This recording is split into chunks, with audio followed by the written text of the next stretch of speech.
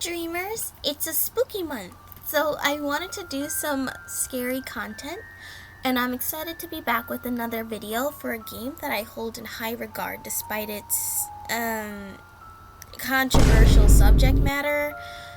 Gonna start this off with a disclaimer. No, I do not condone the actions that take place in this game.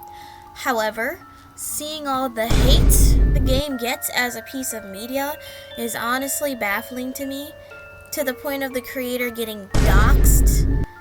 I mean, there are tons of creepy, unsettling media out there that people love to bits, but I've seen others that are hating on this game simply for its content. In my opinion, it's not glorifying anything. It is literally just telling a story, and damn well, might I add, I don't care. That's my opinion, and if you can't understand the peak storytelling aspect of the game, then get out. Spoilers, obviously. So let's start this off by diving into what is The Coffin of Andy and Leyley. It is a psychological horror game by Nemley and Kit9 Studio that you either hate to love or love to hate. It involves heavy themes such as cannibalism, abuse, alcoholism, teen pregnancy, murder, etc. I won't go through each and every aspect of the game, but rather focus in on the characters themselves and what is gathered on them between the burial and decay routes that are currently out and available to play. The story itself is an unholy abomination of a loop that forces two characters to come back to one another in a vicious cycle that leaves the viewer just wondering what degeneracy the main characters will delve into next. The foreshadowing is insane, just a toxic blend of hopeless desire and crippling dependency that only worsens and festers with each stupid little argument. A pair of siblings who couldn't escape each other even if they tried, and did. It's a freaky little weird visual novel game that had such a soul-gripping hold on me when I first watched it that I was binging multiple perspectives of different creators' playthroughs to see how each one of them handled the choices presented. It is beautifully grotesque, and I feel it should be with the darkest pitch black moral dilemmas that makes you feel a myriad of emotions, from "oh, that's almost cute" to "I cannot believe that my favorite ending is a double." Shouldn't that be considered the bad end? From here on out, I will share my impressions of numerous characters and how I've come to understand them. I am by no means any kind of psychologist or anything, but this is what I gathered. Ashley Graves, or Leyley, a master emotional manipulator since she was a child, despite being depicted as quote-unquote dumb, with the vernacular of someone who watched too much television as a kid out of pure desperation for social interaction due to her parents' neglect. As someone who had that experience growing up, it makes sense, honestly. Just hearing human voices coming from the TV was enough to make me feel not so lonely anymore. And then there's Leyley's constant will to do whatever to gain validation and undying love from Andy, or should I say Andrew, as he's killed off the version of his younger self that she's deluded herself into believing is still there. I'm pretty sure Leyley thinks Andrew has a personality disorder or something, based on how she refers to him by his nickname and expects him to obey her every whim. Definitely some Dr. Jekyll and Mr. Hyde crap going on. At first I thought she was being a spoiled brat on purpose because she doesn't know any better and Andrew spoiled her, but actually in the flashbacks I gained more insight after seeing how her soul is depicted when she's in the demon realm. Her soul is blackened and she knows it because she believes nobody likes her. Therefore, she clings to Andrew and drags him down with her into her coping cycle. She is insecure and feels like she never fits in with anyone, as we are shown in the game, so she just feels unwanted, which I understand based on her many failed attempts at getting a job. By the end, she is so broken that she even adopts Andrew's mannerisms to try to appeal to him in some ways, like attempting to make him a poem, especially with the scene of him asking her for permission for doing the deed in the decay route. You can see the clear hesitation on her face when she reluctantly agrees. The shadow that falls over her clearly unchanging expression is so looming and ominous, it's sad. Then going above and beyond and forcing herself on him later on in the same route to ensure that he'll love her and stay with her forever. Overall, the fans seem to either put Leyley on a pedestal for being a hot, gothy baddie material, or label her batshit insane and condemn her to whatever the Alabama equivalent is in the 9 circles of hell. Though all I see is a pitiful, hurt girl who never progressed from her childlike state and was slowly desensitized to the extreme neglect she experienced as a kid, that has now developed into a toxic coping mechanism in the form of trying to monopolize her older brother. Or him. Andrew Andy Graves, the VTuber heartthrob. You spend the whole beginning of the game feeling bad for him and his mental breakdowns after every little terrible occurrence between him and his sister, only to slowly get drip-fed more and more of his misdeeds as you play. You slowly start to find out he isn't actually the good little golden boy big brother that you initially take him for. And that is exactly what he doesn't want you to see.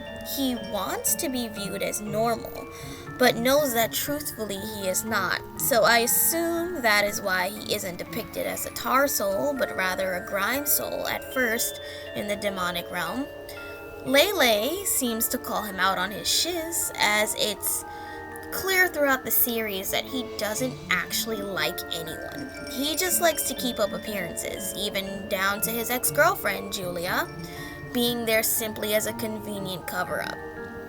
Leyley just imposes herself onto him so much that he is forced to accept her burden of existence since he was young, and eventually grows fond of her after resenting her for having to take care of her all of his childhood. Andrew is always trying to save a bit of face, despite deep down not actually giving a He only cares what people think of him outwardly. His public image seems to be his everything.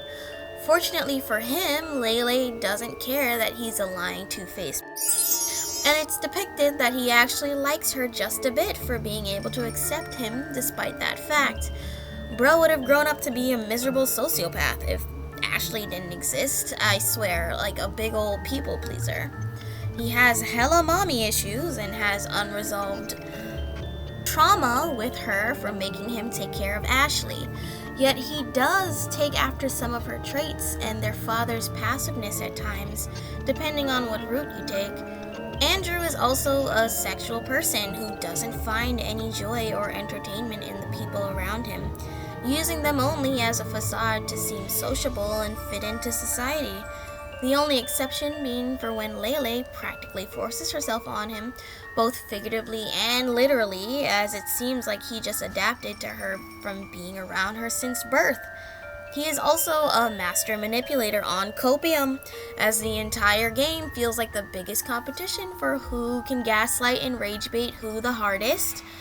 Andrew appears to assume responsibility for Ashley since young because his mother forced him to basically be her parent, and it made them so detrimentally codependent that by the time they hit puberty, Bro is depressed, and at the end of the series, because of this, both blaming Ashley and finding it hard to live without her as a result. A nice little detail I noticed was how easily he manipulated a situation to make himself perceived as normal. Even with playing cards with his friends as a kid, he knows that his parents can't afford to get him the playing cards because they're expensive. So he just says he's bad at them to save face. Another thing I notice about him is he really does wait on Ashley to encourage him into something before he acts so that he can blame her for his misdeed. I feel like even if he does put on the good boy act, he'd have just led an unhappy life masking himself for all of it. Though in all honesty, Andrew is so damn funny. His writing has sent me into orbit multiple times, like The author really knows how to write some witty humor between the siblings. All in all, I see Andrew Graves as a boy who was forced to become an adult too early due to older sibling syndrome, something that any first child might experience due to how parents expect them to take over responsibility for their younger siblings. He is a character who loves English literature, as you can probably tell based on the pretentious way that he speaks. A self-described hopeless romantic searching desperately for a deeper connection, but falling into the same bottomless incestuous sinkhole with his sister that he can never seem to escape. Julia, a coping mechanism for Andrew. Though that's not all she is as a character, that's sort of predominantly how she's depicted to me up until the decay route. She's clearly got her own signs of depression and insecurity that seem the most prevalent in her character's personality, and Andrew, using her as a shield for rumors, and because she was nearby and convenient, probably didn't help with either of those things. Also sex, because Andrew is a young male and we can't have one of those without turning up the horniness factor. It was lovely to witness Julia's character development as a teen girl crushing on Andrew, to being manipulated and led on by him constantly, even her revelation at the end of the decay route when she acknowledges that Ashley had been the one sending her threatening voice messages to stay away from Andrew, and that Andrew hadn't done anything to confront her, really hit hard once she, found out. Granted, apparently Andrew didn't know it was Ashley that was sending out those messages, but honestly, deep down, I think he did, and just chose not to actively pursue that truth because it was too difficult for him to confront his younger sister. Julia finally gets her closure in that route in the form of giving Andrew a letter revealing her true feelings towards him, showing that she finally saw through his ruse of pretending to be the perfect boyfriend for her. Renee Graves, the irresponsible mother who left her older son to basically raise her daughter, aka his little sister, and put all the pressure on him to be her parent as if he was the one who birthed her. I'm no parent, so I can't exactly speak on the behalf of Renee, but I think I can tell a dysfunctional mother who cares way too much about appearances from what seems to be her own parental trauma. I get a bit why she's fudged up. She genuinely loves her husband, it seems, but they should have just stopped there, honestly. They would have had much better lives without their kids, and none of this family spiraling mess would have had to happen. Seems like she and him were corrupt from the start, as they were literally going to plan a murder before apparently deciding to keep their child during a teen pregnancy scare. Well, not really scare. During a teen pregnancy. She constantly berates Andrew as the older sibling to raise his sister, and it clearly f***ed him up in this vicious cycle of abuse. Also, Renee calls her own children out on being psychos.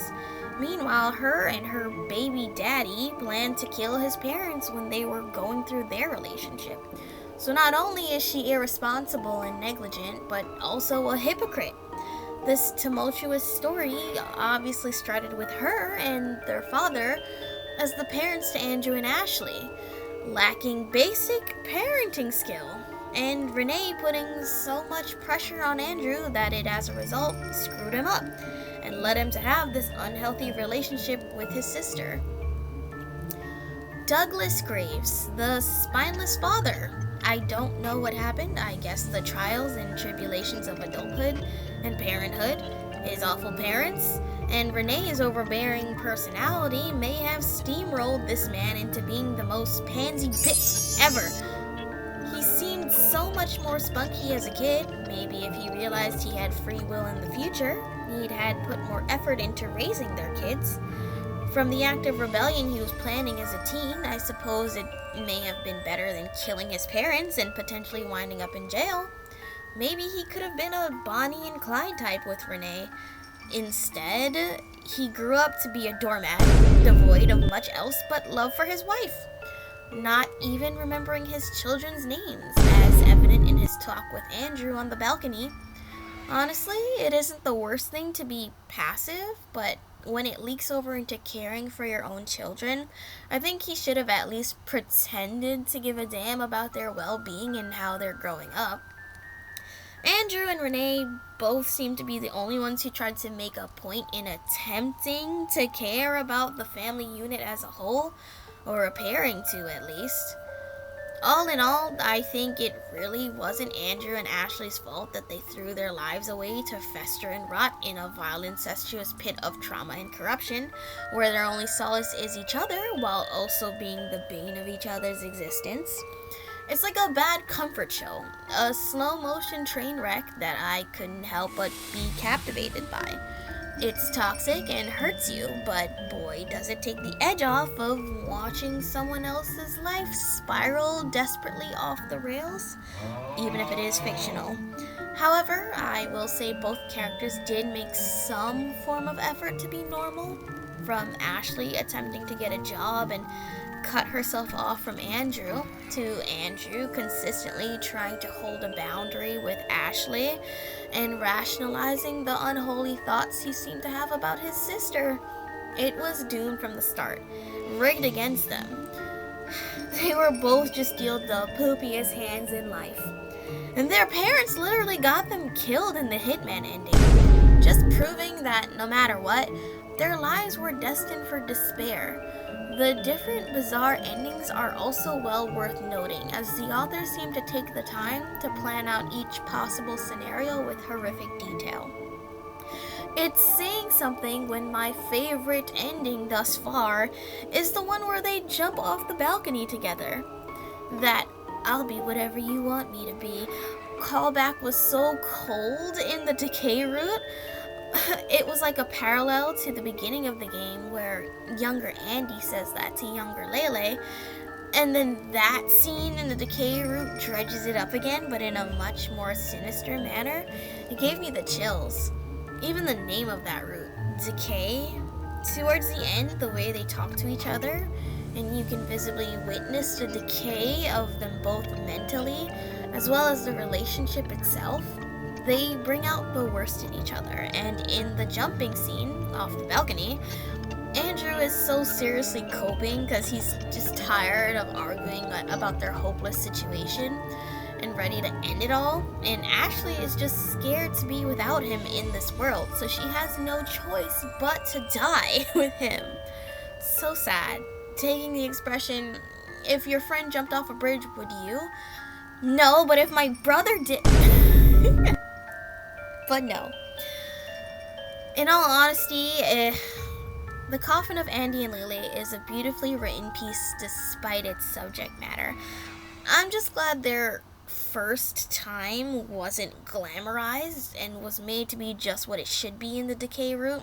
A dubiously consensual, blubbering, drunken mess of sickening emotions where both characters don't feel fulfilled at all. That was my first sign of proof that this game is not some strange fetish material, though some may view it that way, but a daring narrative that isn't afraid to get down and dirty with some casual, incestuous shenanigans. Thank you for coming to my TED Talk. Go and play or watch this game, and quit doxing people who are just creating content for fun. What the hell's wrong with you guys? Bye.